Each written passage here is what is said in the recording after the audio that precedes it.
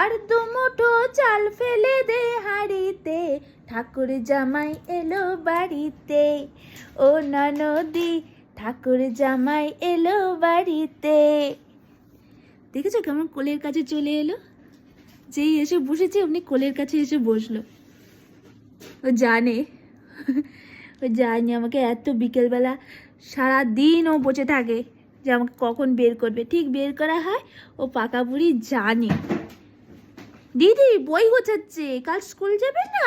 তুমি যাবে স্কুল দিদির সাথে? মা তুমি যাবে? কি দেখছো? দিদি বুক গোছাচ্ছে, বুক গোছাচ্ছে।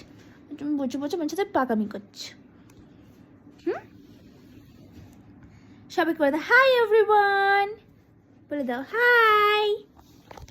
সবাই বলে তুমি নাকি কথা বলো না, তুমি অন্য সময় কত কথা বলো বলো, আর এই টাইমে আমার কাছে আসলেই কথা বলতে চাও না।